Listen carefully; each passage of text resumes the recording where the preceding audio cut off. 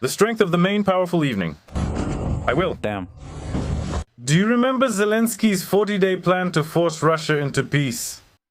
The 40 days are over, there's no peace, and on the contrary, things are getting worse and worse. Every day more and more cities are being shelled, both in Ukraine and in Russia. And this very vicious cycle of violence doesn't stop. No one is working on peace anymore. The US stepped back a long time ago. They don't need it. Well, and in Ukraine, this is what's happening. Here, some thugs smashed a man's head, sprayed his daughter with pepper spray and ran her over, leaving everything as it was, just as it should be. Look, it's getting harder and harder to call these characters people. The whole bus is packed with these bounty hunters. The whole bus, this minibus, is packed with these draft dodgers who have never served and of course never will serve. This has never happened before and now it's happening again. To watch this whole video there are a lot of violent screams and you can't show that on YouTube. You can watch it on my Telegram channel. Just point your phone or tablet camera at this QR code and you'll get to my channel right away. Or if you're watching me from a mobile device, obviously you won't be able to point your camera. There's a link in the video description right here. Well, now let's take a look. Let's see if maybe the powerful people in this world are offering any solutions, looking at everything that's happening to improve the situation, stop all this, and finally start negotiating. For example, there's Kuleba, a remarkable character, former Minister of Foreign Affairs of Ukraine, under whose signature things were sent out, or rather sent to Siberia. Well, the document E. He was the one who signed the document that prohibited providing consular services and issuing passports to Ukrainians who are abroad.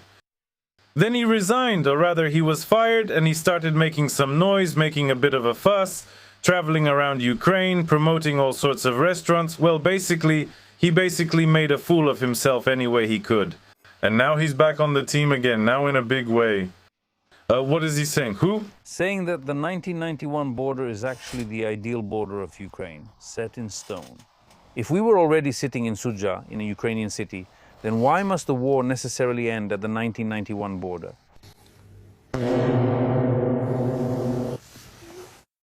Well, look, here is a well-fed, satisfied with life, safe person sitting back and talking about things that are obviously unbelievable, of course. So he's sitting there saying, let's not just stop at the 1991 borders, let's go even further, let's reach the Pacific Ocean, and apparently there will be a great Ukraine all over the earth, maybe even on the moon and Mars. Well, I just don't understand why do that. If this is meant for all those ultra-patriots, then basically they don't even need to listen to anything, they'll rush in anyway. They'll be running around wrapped in flags, shouting Ukraine above all. If it's for people who don't believe in any of that, they won't believe it either. Well, for example, I look at this nonsense and just wonder why it was even filmed at all. Well, I mean, he's a worker, okay? And that Kuleba has already saved up some money, and I don't know if he actually gets paid for this show or not. But the journalist who's interviewing him, it's surprising that it's not Kuleba's wife. Usually they interview each other, Kuleba the man, Kuleba the woman, and then they post it. Well, this time something went wrong. They'll say it went to the Naftobiki and someone else is interviewing him. That's some money from the budget. It takes time too. They could have covered the crimes of Ukraine's draft offices. They could have covered the rising food prices, energy, the future, winter, Ukraine's winter outlook. But no. The 1991 border is what we inherited from the Soviet Union, and whole generations grew up with it. Why are they filming in some bushes? What's this trend? I honestly don't understand. Is this the front line or what? The thing is, that's all there is. But none of us were prepared to live in a time when everything is being rewritten. I would take Starodub back, for example. That's why we don't know what Ukraine's border will look like after this war. Well, the only thing we can agree on is that we really don't know what Ukraine's border will be like at the end of this war. Here, really, he said it straight and to the point. Well, let's take a look at what's been happening in Ukraine and in Russia during the time we haven't seen each other. Nothing good is happening. For example, Belgorod was shelled at night. They say Ukrainian drones attacked Belgorod on the night of August 9. This was one of the most powerful, if not the most powerful attacks to date. 29 apartment buildings, 3 administrative buildings, and several commercial properties were damaged. All of this looks roughly like this. According to the governor, about 25 people were injured and 3 died. Unfortunately, there are children among the injured. They found more bodies after clearing the rubble. In short, the attack was really massive. Then the Russian Federation shelled Kharkiv and Odessa. Overall, the results are about the same, so what does that mean? People are dying, people are suffering, apartments are damaged too. Well, it's just that it's impossible to live here anymore. I think the house can still be repaired somehow. It's probably still livable. But those apartments where the balconies collapsed, I'm not a construction expert, but it all looks extremely dangerous. If there are any experts, please let us know if this can be restored. Or is it already over for this riser? I mean, this vertical section, or is it over for the whole building, or is it nothing serious and it just looks like this? People are being evacuated. In some places, the result of the shelling looks like this, so nothing can help here anymore. This is Odessa. Odessa was attacked by missiles and drones. In 2 districts, several residential buildings were damaged and partially destroyed. Here they're putting out fires, here people are trying to escape, here medics are saving a cat. Meanwhile, Zelensky is talking about his greatest operation. This is the greatest capture, the greatest... plan after some others, like after Alexander the Great almost conquered the whole world.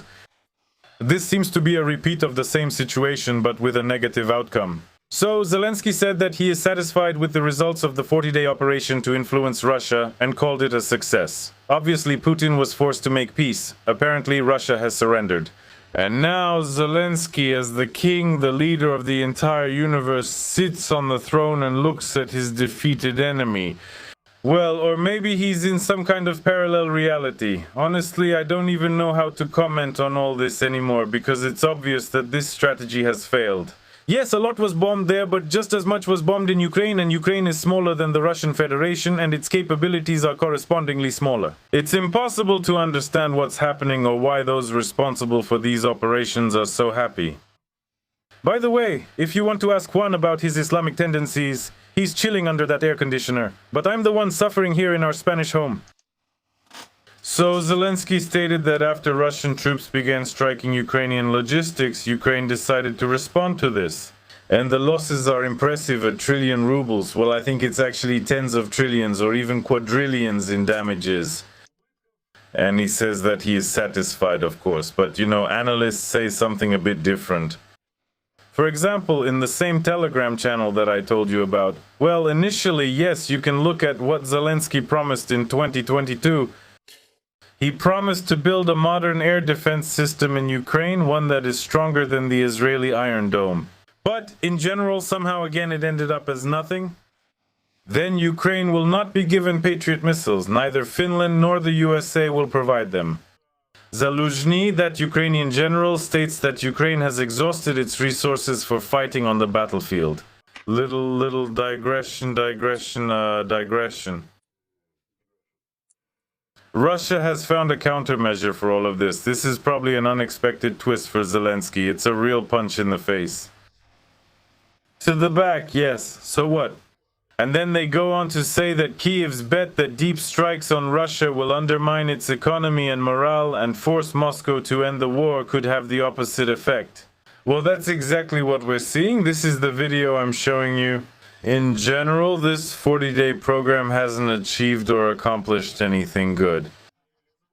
And now what's happening is what's happening. Then Zelensky said that he won't calm down and claims that Ukraine knows Russia's weak spots. Logistics is a weak spot for everyone, not just Ukrainians. Logistics means life, livelihood, and habits. We haven't had a normal life since Russia's aggression began, but Russia doesn't feel that. And then all these stories about logistics started. Powerful chest beating and all that, basically just trying to wriggle out of it. A twist from a twist upon a twist. So what's next? Well, Zelensky was just talking about logistics, but the Ukrainian outlet Focus and some others are showing supermarkets in Ukraine with empty shelves. So what should be done? What should we do? What should we do? Us, of course. What should we do? Endure it. Victory? Well, I don't even know. Again, with this reverse effect, you could even call it a victory. Sibiga, I think this guy with the portable armored personnel carrier on his head is happy. But as for how happy the residents are, I don't know. Russia destroyed the goods. Shelves are emptying in Ukrainian supermarkets. Again, this is focus. Some supermarkets are reporting problems. Moreover, chains like Silpo ATB and Novoho Novosfora are actually quite small. Instead of bringing in some goods, these kinds of signs are left, which apparently are supposed to help Ukrainians cope with all these difficulties. And it says that this product was destroyed by Russia, but a new batch is already on its way to us. It's the same thing here. Almost all the shelves are empty. Well, here there are some, as far as I can see, these are spaghetti or something like that. Some kind of pasta products, basically. And the general director of one local chain, Novosmark, stated that after large-scale strikes on infrastructure, a local or temporary, or as I understand it, even a global shortage of certain goods is possible. However, the company does not predict any systemic disruptions in product availability. That's the effect. 40 days have passed and products are disappearing from Ukrainian supermarkets. Zelensky is reporting success. Now, I don't understand what's happening or what kind of success there should even be. Maybe their plan was different from ours, but they are planning to mobilize another 2 million Ukrainians. Here again, the greatest figure of all time. Fedienko, this little deputy who has been sitting in his chair for the 7th year, getting his salary and talking nonsense, says that Ukraine has 2 million draft dodgers and that conditions need to be created so that they get on the state's radar. Whenever he speaks, by the way, it seems like he's not fighting Russia, but rather booze. His eyes are always half closed, his speech is strange, and apparently some of these thoughts of his erupt like a volcano after, again, a series of actions. Fighting with various things in the restaurant, with food and other such actions. In short, in the Rada they called mobilization reforms the first step. And officials are now looking for simple solutions. According to this Fedienko, they don't want to deal with the largest category of those liable for military service, those who aren't registered at all, but they're not on the radar and conditions need to be created. And then he talks again about mobilization resources. So those who chose this character as a deputy can be terribly satisfied, having suddenly become not people but a mobilization resource. The little deputy obviously considers himself some kind of super cool guy, apparently the leader of the whole universe along with these others, along with those other powerful leaders. And he acts accordingly, speaks out, tells what should be done with ordinary Ukrainians because they are doing this and that over there. It's brutal. Separately, this character touched on the deferment for men who are raising 3 or more children. They do not plan to change this rule in the near future. But by the way, this is an interesting discussion. It's especially interesting for those who have these children. The thing is, recently some other deputy said, what's the difference if there are 2 children in a family or 3, and whether a person is raising 1 or several, everyone suffers anyway. So let's just make everyone liable for military service. Whether you have 3 children, 10 children, 5, it doesn't matter. Go ahead, become a mobilization resource and head to the front, while the little deputies will watch the results of their actions, once again sitting in some fancy restaurant that's still open. They're closing down now too. That's not very good either, both with the restaurant business and of course with the hotel business, because in a hotel that's somewhere in the city center, which gets hit almost every day, nobody really wants to stay there. Everyone has problems except for the deputies, who once again live off the money from that very mobilization resource, and without understanding this, they're just completely out of touch. In general, all the barriers, all the bounds of common sense, so to speak, have been smashed. And the little deputies seem to think that money just falls on them by itself. Although in many cases that's actually true, because they live, well, you understand, you know how and on what. So what's next? Next, they're telling us about rising food prices in Ukraine. Naturally, if hundreds of thousands of tons are being destroyed as a result of shelling, and on top of that oil prices are rising, gas prices are rising, water too, yes, everything is getting more expensive. And what will happen to meat and bread by the end of the year? Dairy products may go up by 5 to 7%, but most likely they'll get even more expensive. That's the forecast noted by the expert. And dairy will be the first. Meat will go up in the fall, approximately by 10%, although most likely even more. Bread is a separate story. Here, they're also talking about 10% bread here already costs so much, soon you'll be able to trade it for gold. And vegetable prices are going down, but that won't last long. So what? And finally, those same deputies are getting salaries that are indexed and gradually increasing. But for ordinary people, the situation is completely the opposite. Their salaries can be cut without the employee's consent. It turns out that under martial law, an employer can lower an employee's base salary while keeping the workday the same. During martial law, neither the person's consent nor a 2-month notice is required for this. So it's a perfect time for capitalists. This is capitalism in its purest form. Well, here it's exactly those who want as much as possible right away.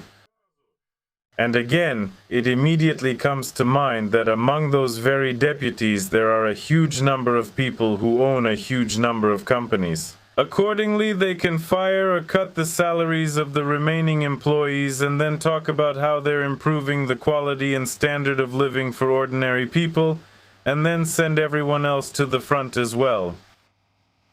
That's how things are here. Well, let's take a look at what's going on with the characters who once again consider themselves powerful leaders. Let's watch them. And they'll probably be invited by Zelensky. Alright, let's hear the clowns. Go ahead, comrades. Yes, and here they come. Here we have one so-called Cossack again with a nice clean-shaven face. So again, they're trying to show us that this is some kind of military man. But military men look different. They don't look like they just walked out of a barber shop after paying $50 for a fresh look. They're sitting in a car in some tree line, apparently somewhere near Kyiv, and talking about how the army can find you any specialty. Wine taster? Sure. Beer brewer? Yeah, sure, absolutely any position. The most necessary for your units. Look, if a person in civilian life... I noticed. Sorry for interrupting again, you probably got used to it. As soon as these characters start with the word look, some real nonsense follows. They say such things that they spout such nonsense, it's hard to put into words. If a person is a specialist in any field, we can find them the same specialty in the military, from a cook to a lawyer. If someone can't do anything, we can teach them to assault tree lines. Wonderful, wonderful. And in the previous video I showed a 3 to 5 meter pit where you can only stand. Obviously this is for training newly arrived specialists. Everyone will learn. Whoever wants to, we will teach them. All specialties are now the most needed. All professions are needed, all professions are important. Well then there's also this Krivonos, a retired general. Supposedly he fell out of favor with Zelensky. Now he's showing off his marble fireplace. Apparently the general must be poor because the rich have 2 or 3 fireplaces. But he's telling the draft dodger named Blyakar Bereza, that's this person's second surname, about how he's a circus sculptor. Well, that's 2 then. Blyakar the draft dodger is the one on the right, sitting in Austria. By the way, behind him is this interesting painting. I read an interesting opinion about why it's even needed. This Blyakar guy ran away from the draft. In 2022 he was hiding in some house. And then suddenly he became a super duper patriot with his own Telegram channels, some kind of super military guy, nobody really knows how. And for some time he was broadcasting from Ukraine. He had this painting hanging in his kitchen. And well, he was talking about something there. Then when conscription started looming, he ran away. And in any rented apartment or house where he lives in other countries, he hangs this painting. Apparently so that when he comes back there after a certain number of years, when everything is over, he can say, "So friends, I was here during the war, didn't I suffer from the shelling with you?" Well, let's listen to him then. He needs results. The problem isn't General Sinsky. He works with what he has. He's like a sculptor. If a sculptor has limited skill to mold certain figures... So the general was involved in some kind of mess. Well, all right. That's it. Vinner Pepe, Real Madrid, not cheap tricks. Oh, that's how it is. Sculptor, sculptor, yeah. So, do we have anything else? Here's another character from the front who claims that, well, there's no hazing in the army. My father told me about hazing and constant beatings during his service in Soviet times. I've been serving for a couple of months now, and nothing like that is happening. It's just not the same. It's just the threat that you could get killed any day, but as for hazing, there really isn't any, because there are hardly any veterans. People are dying every day at the front. They have this twisted logic, but again, I'll say it once more. You sit and think, maybe I'm the schizophrenic who doesn't understand how things are supposed to work.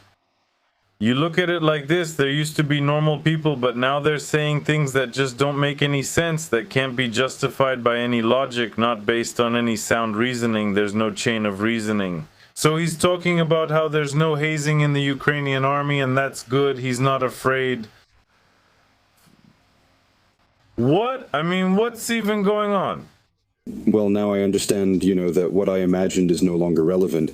It seems that a lot has changed since that time, and it happened a long time ago.